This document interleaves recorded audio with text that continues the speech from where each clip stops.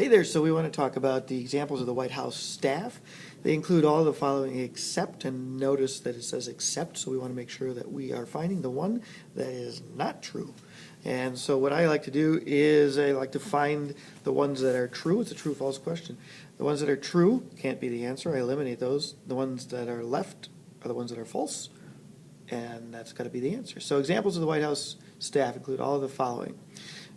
Does it include the chief of staff? Yes, we can eliminate that because the chief of staff is hired by the president. Sometimes it's called the shadow president, or the president's right-hand person, and they get to make a lot of decisions as well, especially being the gatekeeper for the president. In other words, we don't let people in who we don't want in. The White House cook, obviously hired, part of the White House staff. And, of course, the National Security Advisor, part of the White House staff. That's an advisor to the president on national security, part of the National Security Council, but the president's main advisor on national security issues, hired by the president. The press secretary, we can eliminate that as well because that's also true, also part of the White House staff.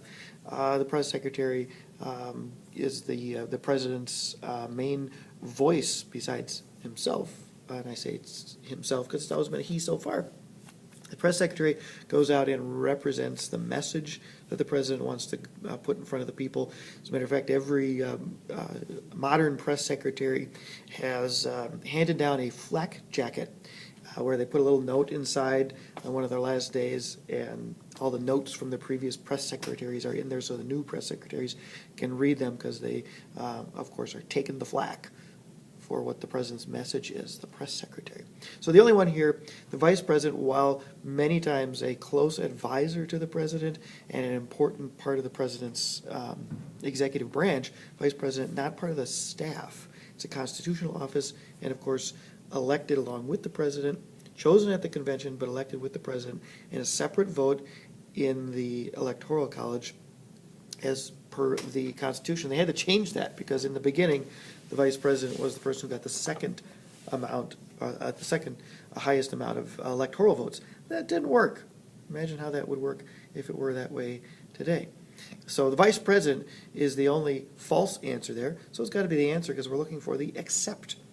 Number 3 says all of the following are true statements about the presidential impeachment process, except, again, we're looking for the except. The House of Representatives brings the formal charges against the president. Let me get out of your way here. That, of course, is true. It's the House of Representatives that brings the impeachment charges. These are formal accusations of wrongdoing. The Senate serves as the jury.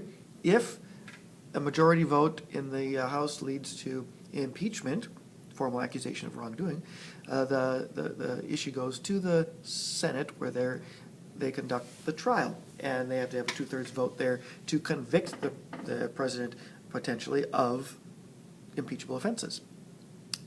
2 presidents have been impeached. No presidents have been removed from office. The trial must be in public. Sure. The Supreme Court decides guilt or innocence. Nope. The Chief Justice of the United States Supreme Court presides over the trial. Yeah, because usually you have the Vice President being the presiding officer in the Senate, but of course there is the potential for some, benefit or drawback to the Vice President should he be or she be the presiding officer, right? If the President's impeached and removed by the Senate, the presiding officer in that case, if it were the Vice President, which it's not, would benefit because, of course, that person would then be president.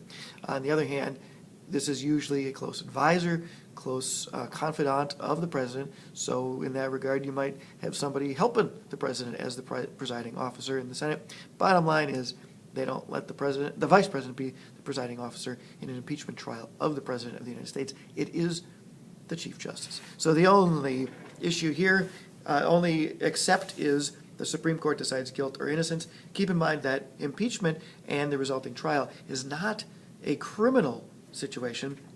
It is a political situation. So it's a political process they go through, not a criminal one. And so you don't have the courts involved, you have the Senate involved. There we go.